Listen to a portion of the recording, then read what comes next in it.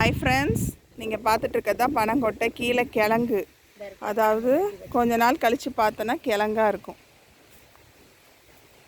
பாருங்கள், எங்கள் அத்தை நோண்டி காமிக்கிறாங்க பாருங்கள். இருக்கு பாரு, உள்ளே இருக்குது கிழங்கு பாரு, வேணும்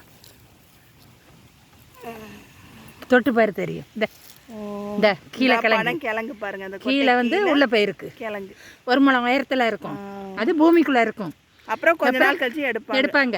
இதை வெட்டுனா தவங்கொட்டை உள்ள வந்து அப்படியே அவ்வளோ இனிப்பாக இருக்கும். அதுவும் சாப்பிடலாம் இதில். Okay okay. ஒரு இதுலேயும் ஒன்று தான் வருமா? ஒன்றுலேயும் ஒவ்வொரு கிழங்கு இந்த மாதிரி. இந்த இருக்குல்ல. ஆமாம், தெரியுது. இந்த இருக்க. ஆமாம், எல்லாம் பூமிக்குள்ளே போகுது.